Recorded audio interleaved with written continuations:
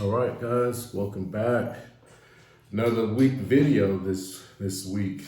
I think we're episode 12 or even 13. Which means we made it through the first quarter of this year, which is exciting. Uh, really appreciate you guys that have been watching the videos, following along. Starting to notice some consistent views. Obviously, the goal is to grow the channel, eventually get to 100,000 subscribers and beyond. But I always say that those first few people that are watching videos like yourself, you guys are the true, I don't want to say fans, but I would say the true supporters of the channel, because it's easy to follow a channel. It's got 100,000 subscribers, a million followers, whatever, yada, yada. But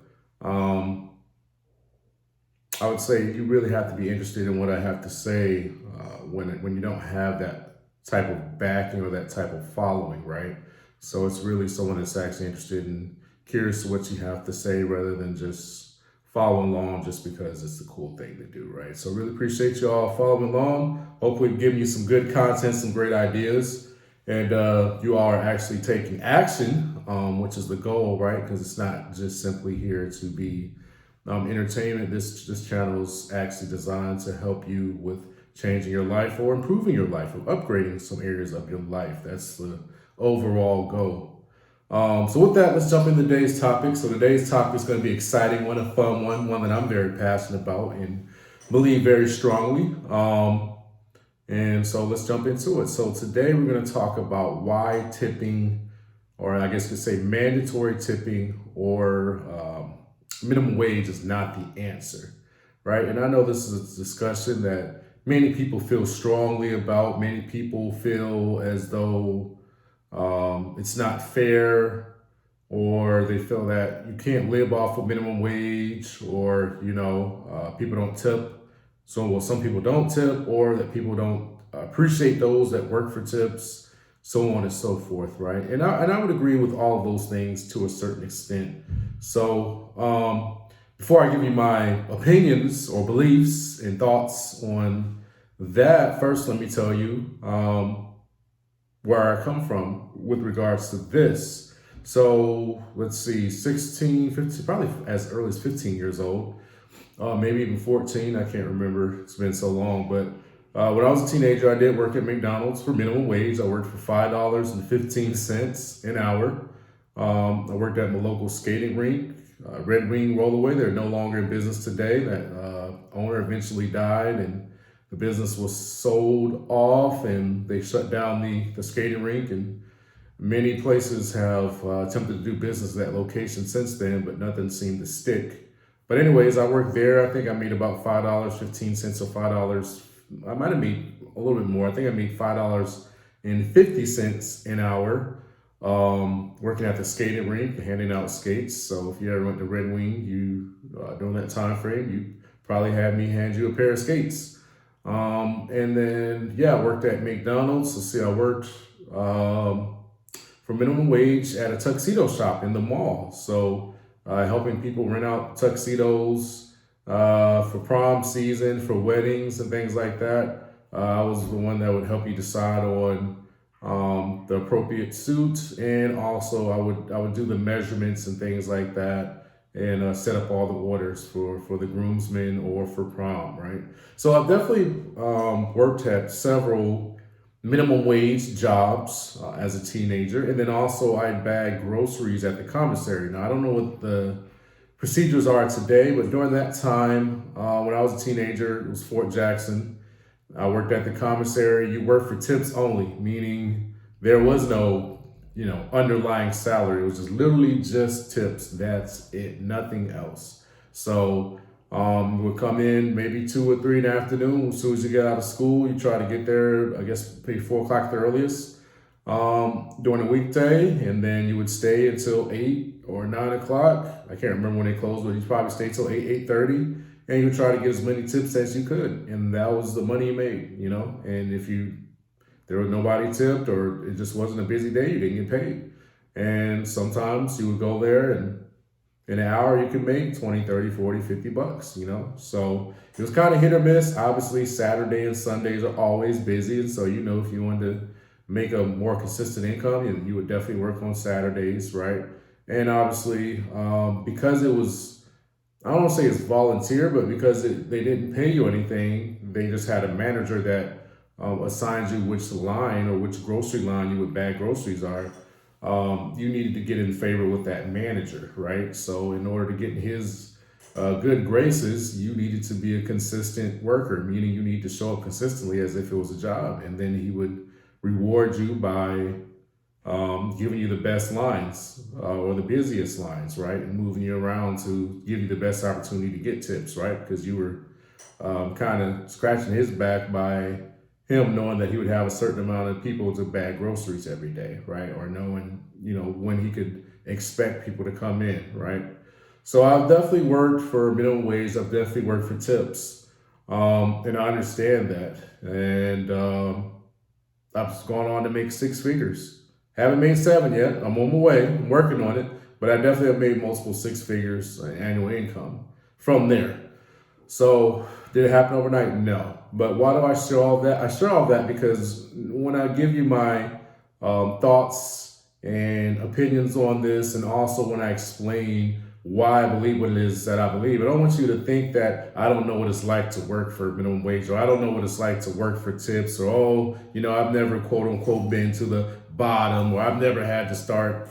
No, none of those things. I've definitely worked minimum wage jobs. I've definitely worked for tips only. And I'm telling you very confidently that, what I believe and why I believe it, I feel very confident in that. And we all know that there's no right or wrong answer to this, but I believe that there's a particular mindset or belief that will serve the individual better rather than a differing mindset or opinion, right?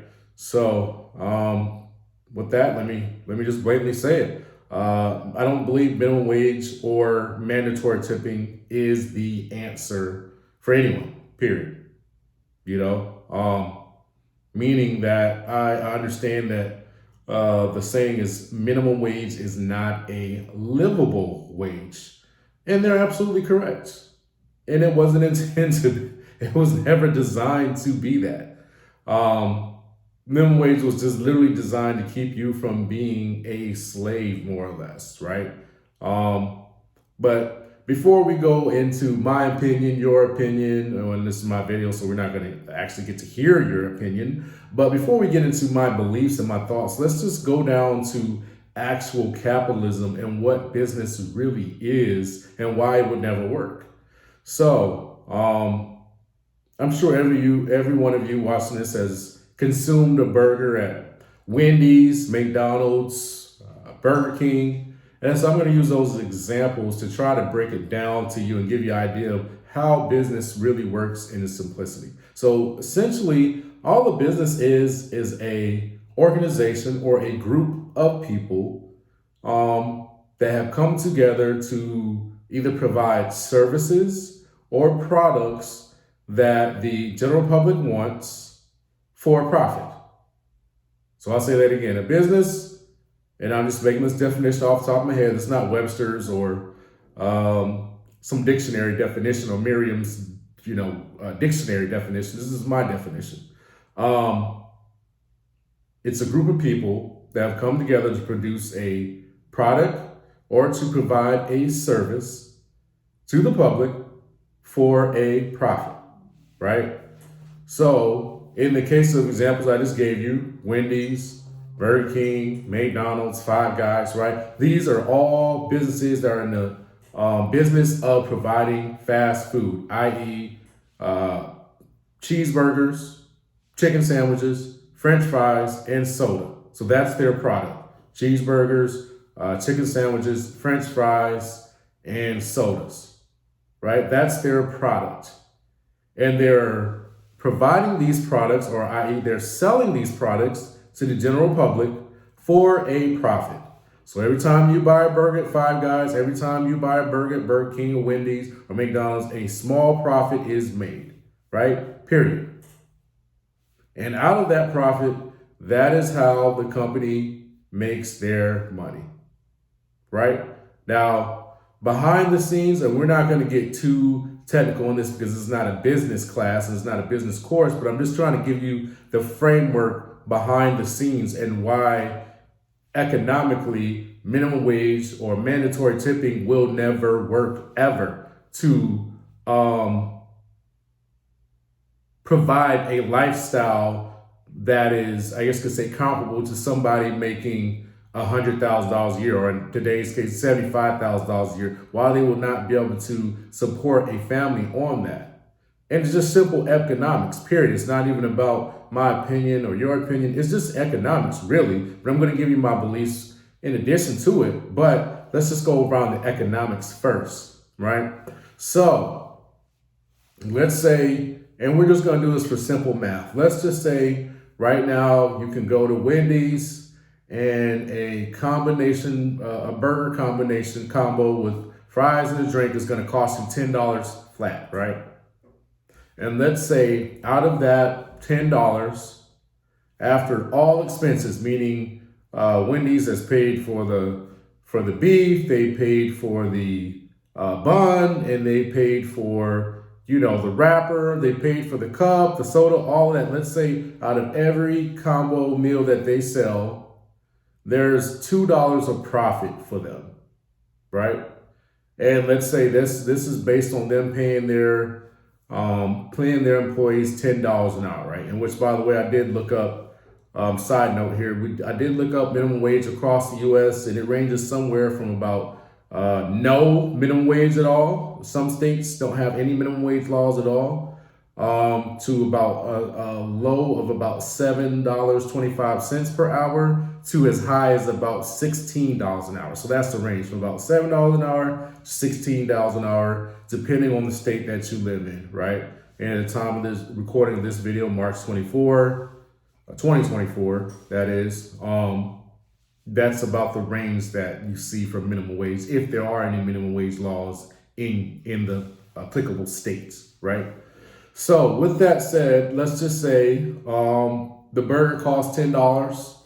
There's a $2 profit for every burger sold, and Wendy's has they have their employees in a state where minimum wage is $10 an hour, and so they pay their employees $10 an hour.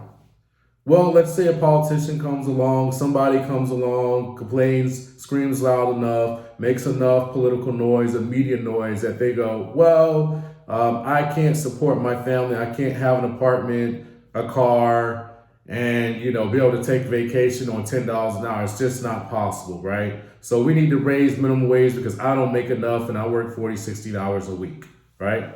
Which is true. You're never going to be able to support a family on that, right?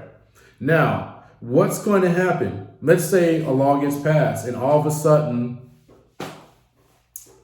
they jump it up. Let's say, okay, that state, let's just make a random state up, right? We'll say South Carolina because that's where I'm from. So let's say it was $10 an hour. Wendy's was selling their burger combo at $10 per combo, making $2 profit every time a combo was sold. And someone complained. They got it. They got the laws changed. Boom. Now minimum wage is now $12 an hour. So instantly, in order for Wendy's to continue doing business in the state of South Carolina, they have to raise the minimum wage up to $12 per hour. Right? So what happens from there? What does that mean for the business? Well, it means now that there's, let's say, at $10 an hour, selling the combos for $10, they were making a $2 profit. Well, now we just put that $2 profit into the $2 extra per hour for the employees. So now at $12 an hour, Wendy's isn't making a profit. So what happens from there?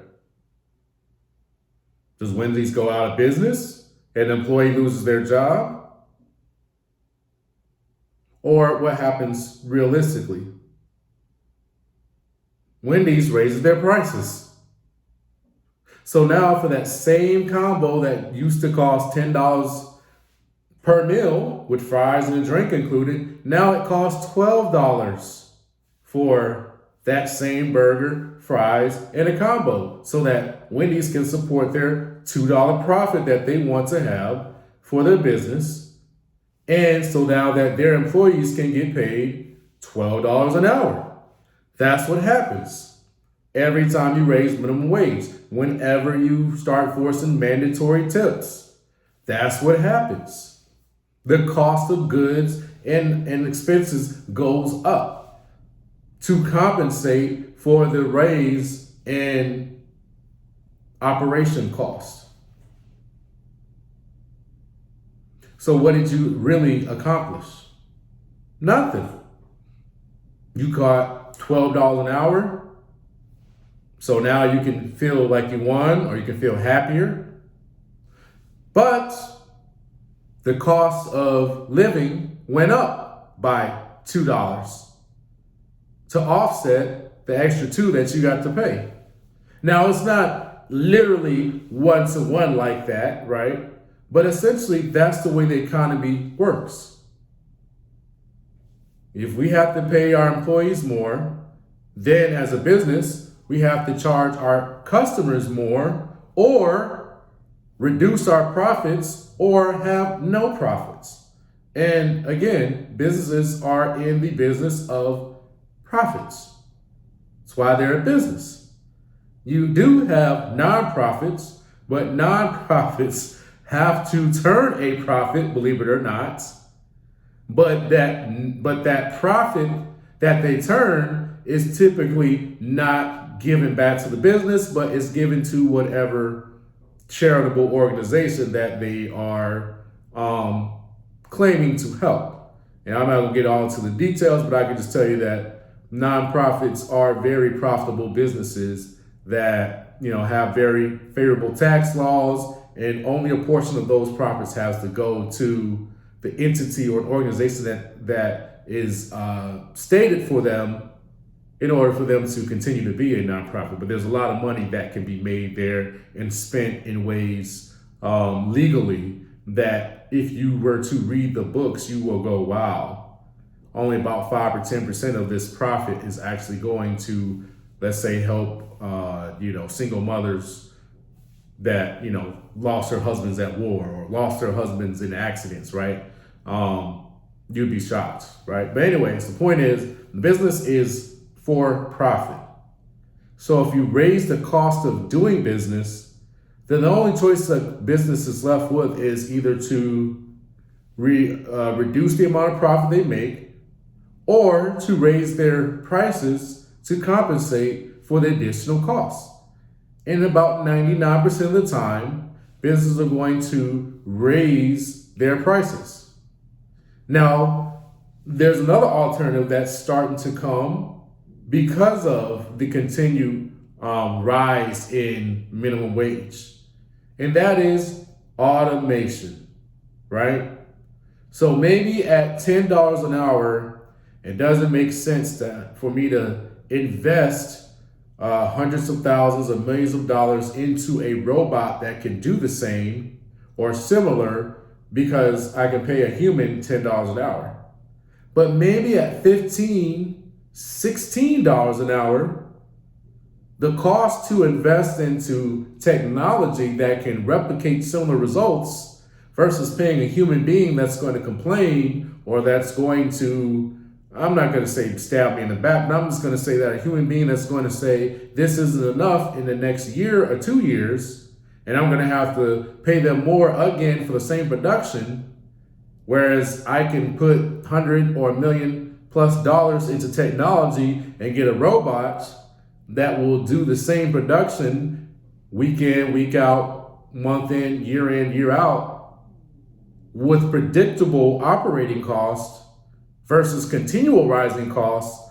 Then that's where you start to see that, hey, maybe instead of me continually raising my prices to compensate for my employees saying they're not getting paid enough at minimum wage, then I'll just have a machine take the order. Or you know what? I'll have a self-ordering kiosk instead of someone there to greet you, because they're still going to order the burgers, whether it's somebody taking the order or they have to put the order in themselves, right? So we'll just eliminate the human being, period, from the equation, and then we don't have to worry about the minimum wage. So that's another alternative answer or objective that a lot of businesses have started to come to the conclusion of. So again, raising the minimum wage, it doesn't improve your lifestyle, not one iota.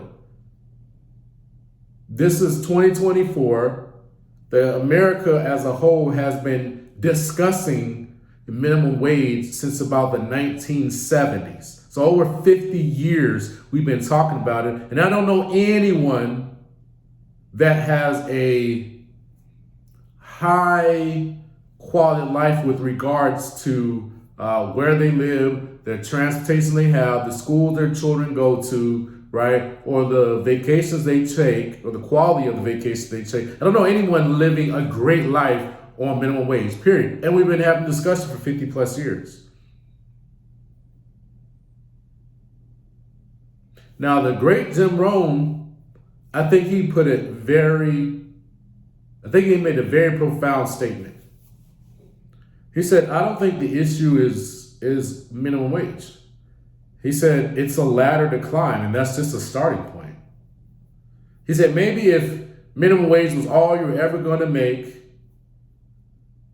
and you're never going to make any more money than that, then perhaps it should be $5 an hour. And at that time, obviously, you can tell how many years ago it was. They were discussing raising minimum wage to $5 an hour, believe it or not, at one point in time. But I think his statement is so profound that it's just a starting point on the ladder. So at the bottom, you can make $7.25 per hour, right? And on the high end of this economic ladder, we'll just say employees only. We're not even going to talk about business owners or entrepreneurs or anything like that. We'll just say those that work for a business. On the high end, you can make millions of dollars a year in annual income. I mean, so high, it's a waste of time to even count it by the hour. We just say annual income. 20 million, 30 million, 40 million, 50 million, or even 1 million. Right? But on the high end, it's millions of dollars in annual income, post-tax income. But we're arguing that the people that are at the very bottom, at the very first rung, can't live a certain quality of life. And they shouldn't be able to. It's not designed for that. It's just a starting point. So what about the people at the bottom? What about them, Isaac? Are they just stuck? No, they're not stuck. But what I'm telling you is the economy is based on value, right? The economic economy is based on value. And I think Brian Tracy said it best. It's based on the demand for what you do, your ability, right? Your ability to do what it is that you do, and the difficulty in replacing you. That's how you determine your economic value in society, in America. Demand, number one. Demand for what you do. Is there a demand for people to flip burgers? Absolutely. There's a demand in every city in America for someone to flip burgers and shake the fries and to serve it. And to, fill up a cup with some Coca-Cola or Pepsi. There's demand in every city in America for that. So the demand is there. The difficulty in doing it. I would argue that you can teach a monkey how to flip burgers and shake some fries.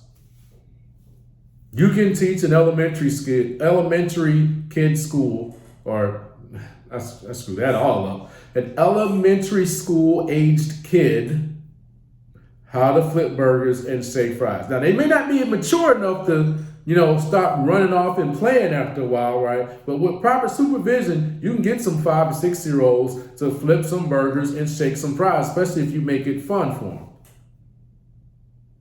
It does not require a high level of intelligence whatsoever to flip burgers and shake fries. So the difficulty is very low, right? High demand, very low difficulty, right? Almost anyone can do it. And then the difficulty, number 3, I ain't trying to throw up no crazy signs, but number 3, the difficulty in replacing you. Very easy. There's millions of teenagers that will be happy to work for minimum wage. Now, we're in the age of social media now, so there may not be as many percentage-wise as there once was maybe 20, 30 years before the internet, right? Kids are a little bit more spoiled nowadays, in my opinion. But you can find somebody to shake the fries, and flip the burgers in any city in America. It's not a difficult thing. You just literally put up a sign, hiring, and you can have a line around the corner of people that are at work, right? So let's say the minimum wage is $10 an hour in your state, you can find people that will happily work for $10 an hour. So it's not difficult in replacing you. So therefore, there's not a lot of money to be made there as the employee. Now, let's talk about entertainment, right? Because that's what people see, right? That's what everybody looks up to. Is there a demand for sports? Absolutely. America loves sports. Let's just choose basketball, LeBron James. Everybody knows who he is. LeBron James, is there a difficulty? Or let's go with Steph Curry. I'm a bigger fan of Steph Curry. Steph Curry, is there a difficulty in what Steph Curry does? Absolutely. Not many people can do what Steph Curry does with flying off a 3-point shot. That's why we know his name. And he's won multiple world championships with his team because of his ability to just get off that 3-point shot so quickly and from many different angles and from all over the floor, right? So it's extreme difficulty in what he does, right? Very difficult to do what he does. Getting that ball up over guys that are 6 foot, even 7 foot tall. And then on top of that, you add another, 2 or 3 feet in height on top of that when they jump. And then you add another, 2 or 3 feet on top of that when they put their arms all the way up, and you got to get the ball up over their fingertips, right? So we'll just say you got to get up over a 10-foot pole, right? Of this 7-foot giant jumping up and trying to block your shot. And you got to get it off in a fraction of a second and make it consistently enough for people to feel confident to continue passing you the ball to take that shot. It's not easy to do. Very difficult. In fact, only a few men in the world can do it out of billions of men. So very difficult job. Now, the difficulty in replacing Steph Curry. Well, I'm not aware of anyone else that's a great 3-point shooter the way Steph Curry is. Now, that's not to say there aren't other great 3-point shooters in the league, but what I'm saying is at the level that Steph Curry does it, I'm not sure that there's many in the NBA, let alone in the world, right? So it's extremely difficult to replace a Steph Curry. So therefore, that's why he can command a $200, $300, $400, $500, $600 million contract for 4 or 5 years of playing basketball.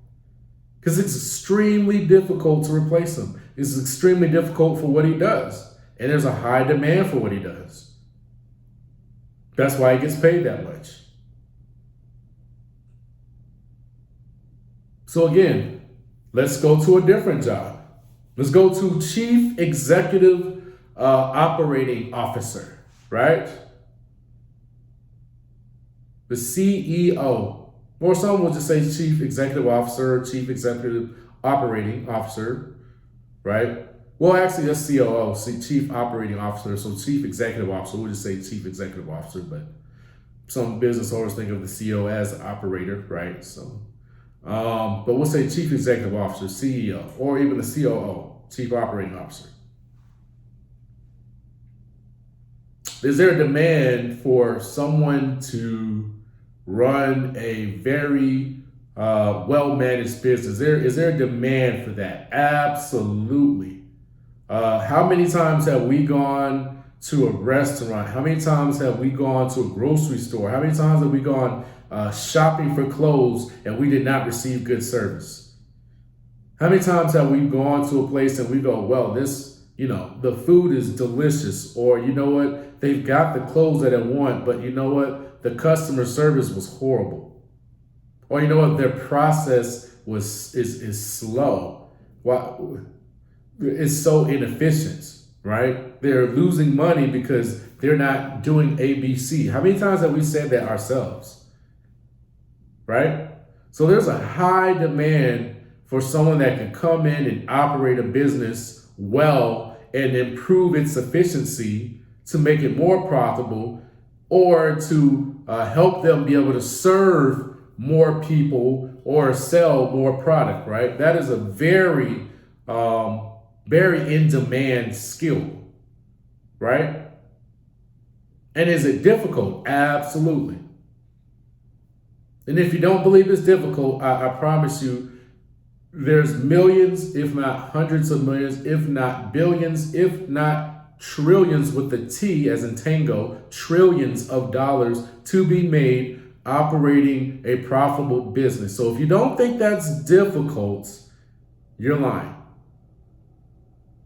Because you wouldn't be, discussing minimum wage, right? If you had those type of skills, I promise, other than telling somebody why minimum wage should be where it is or it should not exist at all, because you provide enough opportunities for capable employees to more than compensate or make more than minimum wage 10 times over in your company or in your business, right?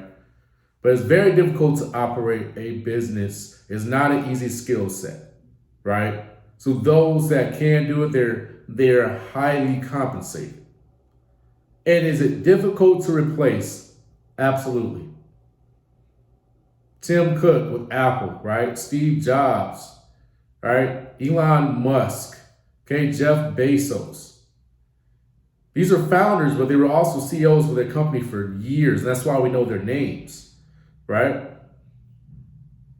But the CEO of Walmart, CEO of Publix, grocery store, CEO of Burger King, McDonald's, Frito-Lay, right? So all of these businesses, you have operators, and they're not very easily replaced. They're not replaced very easily. I'll put it that way. Okay, so that's why CEOs make the money that they make, right? So again, you can argue about minimum wage, right? No, you can't live. Or you can raise the value that you provide to society, and your compensation will reflect that over time. Maybe not instantly, right? But it's not lagging too far behind based on the value that you provide, right? Because people are looking. And if you're willing to step up and provide, people will hire you, give you an opportunity. And when you get those opportunities, you perform, other people are looking and watching you perform, and they're going to provide you with even more opportunities, right? The man with a job has way more job offers than the man without a job. I'll say it again. The man with a job has way more job offers than the man without a job. Why is that? Because everybody wants someone that's already proven, right? Even in sports, you're looking at entertainment, a sports veteran, right? Someone that's been in the league for a couple of years, won a world championship, right? Has got a most valuable player trophy on his wall. That player can command and demand way more money and sponsorships and deals than any rookie can. Why? Because he's proven. He's proven that he has the goods. And business and jobs are no different. So again, my belief is that raising minimum wage or forcing people to have, 20%, 18%, 15% tips, that's not the answer for improving the quality of life for the individual.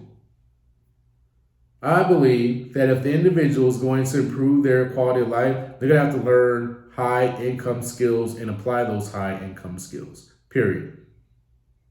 Whatever that may be, whether that's starting a business, whether that's climbing the corporate ladder, whether that's providing more value just at the company that you're at and figuring out, okay, if I'm making $10 an hour, how do I make $20 an hour? How do I make $40 an hour? And a great question to ask is, do they pay somebody at your company more money than they pay you? And if the answer is yes, and it always is, then why won't they pay you that? And before you give all the excuses of, well, they don't like me, that person don't like me, this or that, look at what it is that you're providing to the company, to the business as a whole. And if you're really that good and they honestly are lowballing you or not providing you income that reflects the value that you bring, then go to another company. Go to another company that appreciates you. Go to the competition. Because I promise you, businesses are always looking to improve their profits. Because there's no stagnation in business. You're either going up or you're going down, but there is no maintaining, right? Because technology, competition, it's always setting. So you're always looking to grow. And if you're not looking to grow, then watch out, because the next company's coming to take you over and put you out of business. Somebody's going to find a better way, a cheaper way, a more efficient way, a more inexpensive way to do what you're doing. Always, always, always, always. Right? So, minimum wage, forcing tips on people. It's not the answer, guys. It's really not. But what do you do, Isaac, if you're working minimum wage? Well, then there's books that you can read on industry that you think you might be interested in. YouTube's filled with so many hours of content teaching you how to do this or do that. Go watch those videos. Read articles. There's still hundreds of thousands of blogs out there on every topic that you can think of. You can go read the blogs and figure it out. Work extra hours so you can put enough money aside to hire a coach or to buy a course on something specific. Me, I always say go with sales, because sales, you can start with nothing, and within a short period of time, once you learn what you're doing, you could be making six figures your first year. So I think sales is always going to be the game changer for most people, and it's going to be a level playing field for most people, right? Or maybe you are the person that's a cashier at Wendy's and you're making minimum wage, or maybe you are a server. Let's say you are a server, because that's really where we're talking about tipping, right? Is waitresses and waiters, right? So let's talk about that for a minute. If you are what and who you say you are as a waiter or a waitress, you are interfacing with the entire community for the most part. Your entire local community. So in my belief, if you are a great server, great waiter, great waitress, you should be getting job offers. I'm saying it again. If you are a great server, you should be getting job offers.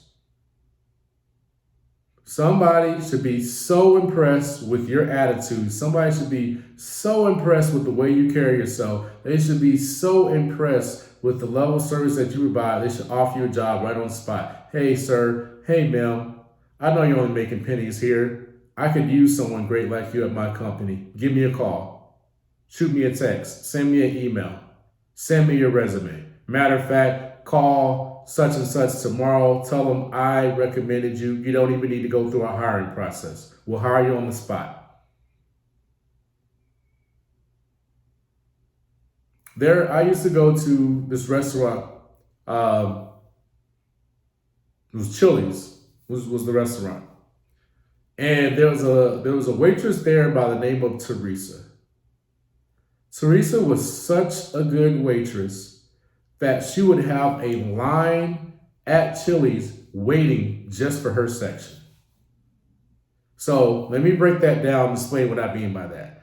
You would walk into Chili's, they'd have a host or hostess, right? And that person would say, hey, we can sit you right now, and then we can sit you down right now. And they would go, oh, no. We want to sit in Teresa's section. We know she's working today. Oh, well, there's a 15, 20-minute wait for Teresa. No problem. We'll wait. That's right. People would rather wait to sit in Teresa's section of a restaurant than 15, 20, sometimes even 30 minutes than to be seated right now in someone else's section that they don't know. Because Teresa's service was that good. Now, I'm telling you now, Teresa had job offers galore. But she had a plan in place, so that's why she was working there as a waitress. And I have no doubt that she executed that plan, whatever it was. But I'm telling you, if you are a server, especially in an upscale restaurant, you should be getting job offers, period. If not, then you need to check the service that you're providing. In my opinion, unless you're wanting to become a chef or you want to become a restaurant owner, the only reason that you should be there as a server is to open the door for another opportunity based on how well you're serving. Because everybody's going to come through there at some point within 6 months. You're going to provide great service for them. They're going to be impressed, and they're going to give you a job offer, and they're going to ask you questions about what do you want to do with your life? What are your plans? What are your goals? What are you working towards? And you're going to find someone that's either can give you the opportunity or could recommend someone for the opportunity. And they'll say, hey, listen, tell this person I recommended you. I will recommend you to them to open that door for you that you can't open yourself. That's what I believe, at least. Waitresses, I believe that opportunity, that's what they should be getting. It's not about, somebody didn't tip me, or somebody walked out on the bill, or, the tipping should be 20% of the meal. I served 10 people and they only gave me a $5 tip and yeah. No, that's not the opportunity to me. The opportunity is somebody there is a CEO eating with their family. Somebody there owns their own business and they need help. Somebody there is a hiring manager at some large corporation. Somebody there is a high-level executive or manager at some company that you would love to work for. Someone there that you serve, they have that, and it's one phone call for them to say, hey, hire this man, hire this woman. I've had service from them a couple of times. Love it. They're always great. They always greet me with a smile. They always make sure my cup's filled up, overflowing. They always make sure that I have extra napkins. They always make sure I got 2 cups of butter or extra mustard the way I like. I have no doubt they'll be able to fit right into our company, pick up the ball, and run with it. That's the opportunity for the waitress and for the servers. For somebody that's just working minimum wage, work on your skills. Right? Remember, it's demand for what you do, your ability to do it, and the difficulty replacing you. So figure out the next skill you can learn to get paid. Right? If you're working at Wendy, okay, well, how can you learn the cash register? If you're flipping burgers and you're shaking fries, figure out how to run the cash register. If you run in the cash register, figure out how to shake the burgers or flip the burgers and shake the fries. Okay, so now you know how to run the cash register, you know how to flip the burgers, and you know how to shake the fries. Okay, figure out how to close out the register and do the finances for that location. Figure out how to order inventory for the company, right? Figure out how to order cups, how to order more wraps for the burgers. Figure out how to order more French fries. Figure out how to order the sodas, right? Figure out how to run the whole doggone store, right? Figure out the janitor's job. I know it sucks. But when you do that, now you become the assistant manager or the manager. And if it's not at that company or at that location, it could be another one down the street or at a different location. Or maybe you work at Wendy's and you go to Burger King and you tell them, hey, look, man, I work at a great Wendy's location. There's just no room for me to move up because they already got great employees. But hey, man, I already know how to run the cash register. I already know how to flip the burgers. I already know how to shake the fries. I already know how to clean the store. I already know how to order inventory. Give me a shot at being an assistant manager. Give me a shot at being a manager or a shift manager, right? And then as soon as you get there, read books on leadership, how to manage people, read books on psychology, read books on communication, how to develop that so that you can get people from different backgrounds all working together for a common goal, common purpose, right? Figure out how to get your team to serve customers better. And figure out why one store is outselling the other in the same town, same city, selling the same burgers and the same fries. Why is one outperforming the other if they got the same exact resources? Start asking those questions. How do you get better, right? And then, of course, you keep going. Then you go, okay, now I've learned how to run one store. Now I've learned how to make this one store great. Let me go see if I can make 2, 3 other stores in my area great. Now I become an area manager. Because now I can manage multiple stores. And oh, by the way, I know how to train and teach others to replicate what I do, right? Those are all skills. So now, instead of just you being great, you can help someone else become great and do what you do. Now you can get someone else that knows how to run the register and to order the fries. Now you can show them and teach them how to get others to perform and work together. And so now you can help 3, 4 stores at a time improve their sales and improve their service to the community, therefore making them more profitable and therefore making you more valuable to the company. And when you can do that, now you can negotiate with the company. Hey, listen, here's the bottom line. When I took over, this is how much we're making. Now it's been 3 months, it's been 6 months. Now this is how much we're making. I help improve the company's bottom line by this percentage. I want this percentage of the profits that I produce, or else I'm going to the competition and I'm going to show them the same thing. You see now how you can climb that ladder and you start getting better as you improve your skills.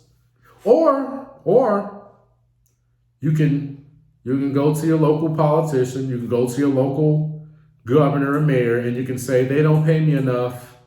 I make $10 an hour. It should be 12. It should be 13. It should be 16, right?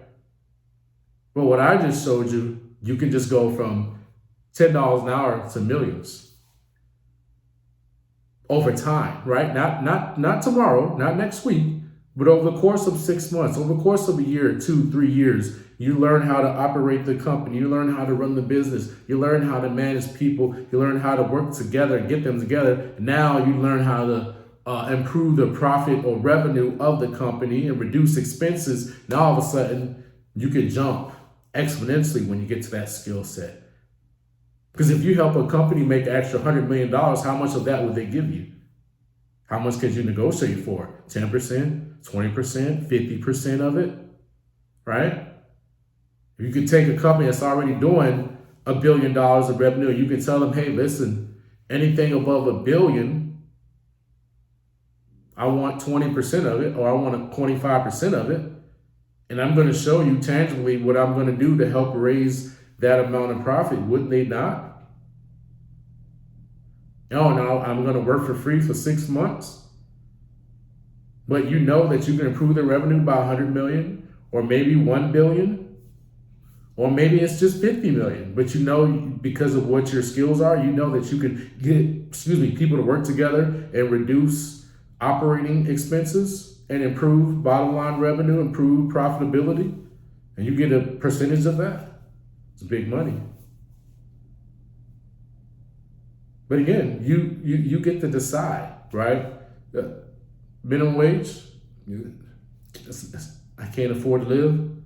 Or you learn to improve your skills, and now all of a sudden you can demand way more income than you ever could trying to fight and, protest in the street to get a $1 a year raise or 50 cents per year raise, and you're still struggling.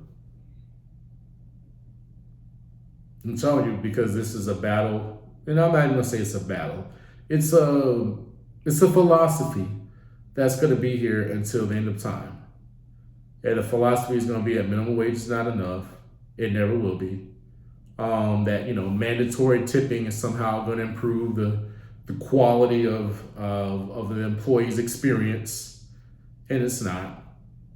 Because again, as every time you raise the minimum wage, every time you raise and force more tips, you're going to have to charge more, and therefore the cost of living is going to be higher. So your cost of living was here when you made $5 minimum wage, but now you raise your minimum wage to $10 an hour. Well, now your cost of living is up here. Then you raise minimum wage to $20 an hour, and then the cost of living's up here. And then you raise your cost of living, your minimum wage to $30 an hour, and cost of living's up here.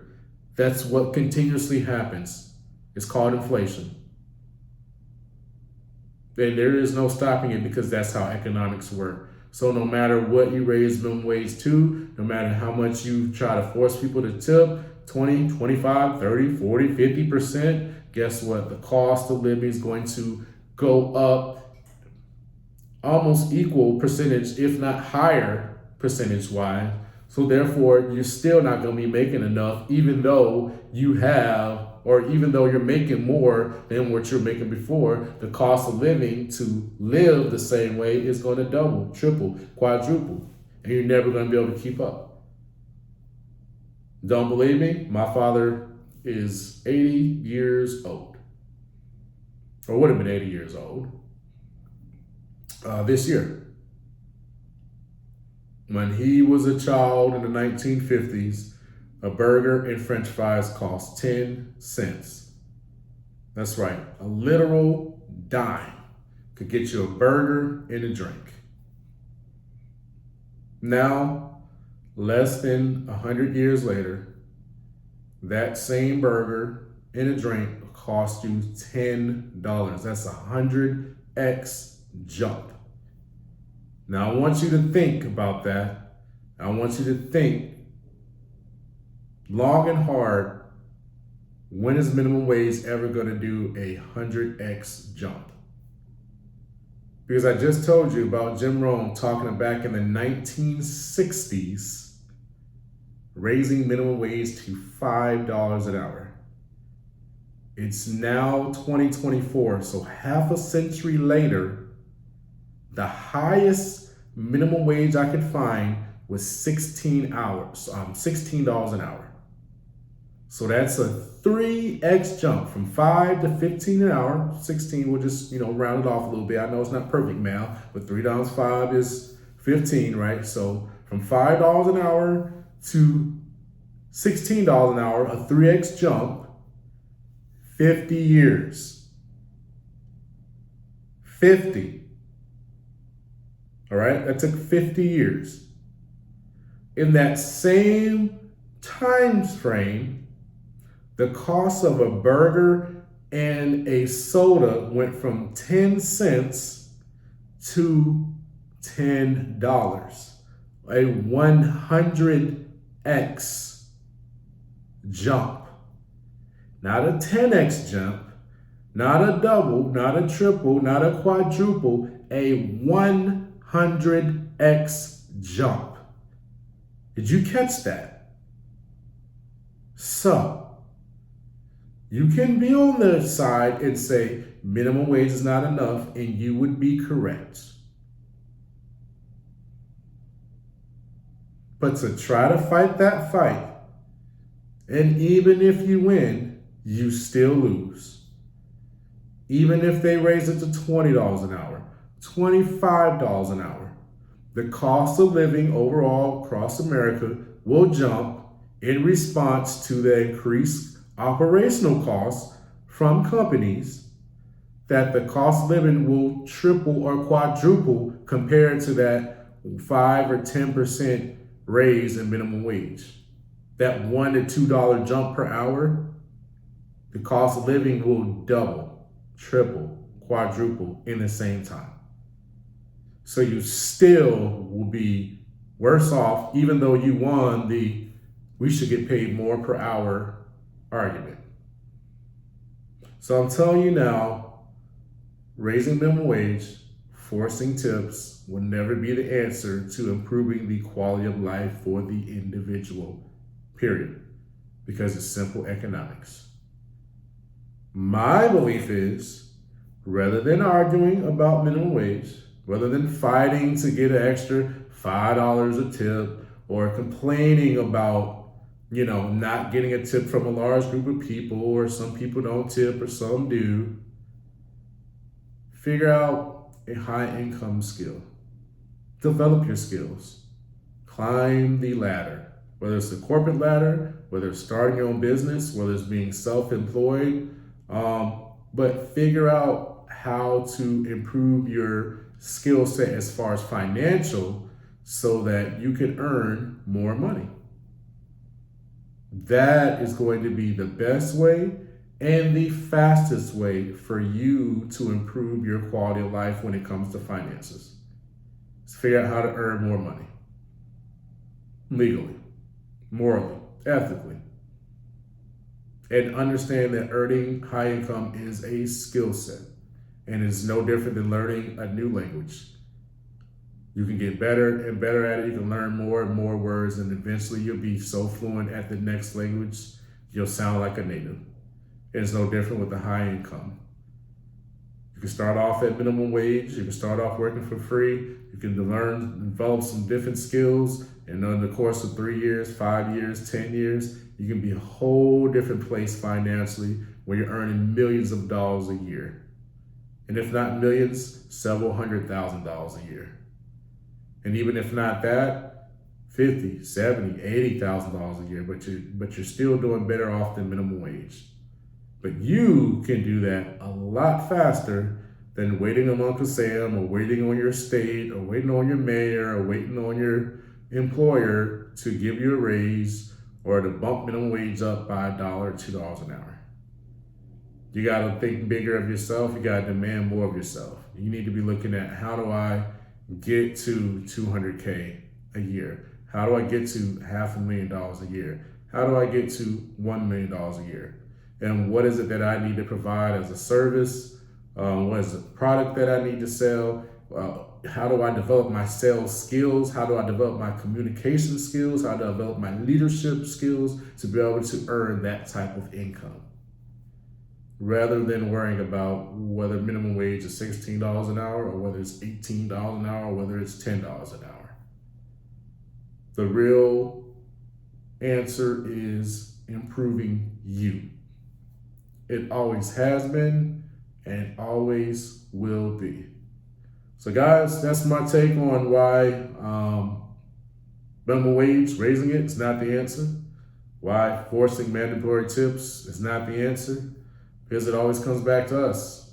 The accountability, our self-accountability for ourselves as individuals, right? And there was a time that, I can't remember which president that said it, but he said, ask not what your country can do for you, but ask what you can do for your country. And I believe that America has gotten, seemingly, at least by the media, we've gotten far away from that. And we really do need to get back to, what can you do for yourself? Not looking to your neighbor to take care of you, not looking to your mother and father to take care of you, or your family, or government assistance, but what can you as an individual provide to society that's valuable, that they're willing to pay for, that you can provide a sustainable living for yourself? What is it that you can do?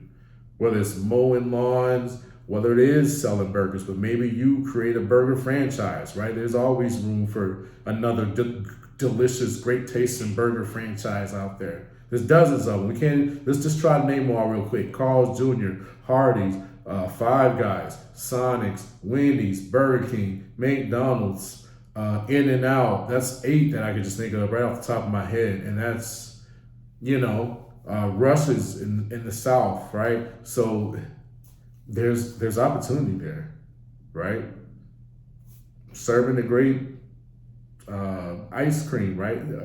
Selling groceries, right? Eckerd's used to be a very well-known company. Now they're gone. Now it's CVS and Walgreens, but the next company could come. Kmart used to be top dog, but now it's Walmart, but some could knock Walmart off. eBay used to be top dog, but now it's Amazon. Some could knock Amazon off, right? Blockbuster used to be king, but some came along and blocked off Blockbuster. Toys R Us, right? So there's always opportunity, guys. Always. But it starts with you and you seeing how can I get better rather than asking how do I make them better? Unless you're asking how do I make them better with my product or service that they'd be happy to pay for, right? So simple economics. So don't ask, rather, I would say, stop wasting your time arguing whether minimum wage should be higher. Stop wasting your time whether people should tip more or not. People are people. More times than not, the ratios, the majority of the numbers, they're not going to change, right? Some people will tip, some won't. Some will be great tippers. That's just the way it is. There's not much you're going to do to change that. Minimum wage, it's always going to be minimum wage. It's always going to be a low skill job. That's why it is. That's why they can pay that low, because it's easy to replace. And, it's an easy job. It's easy to replace the workers. Easy.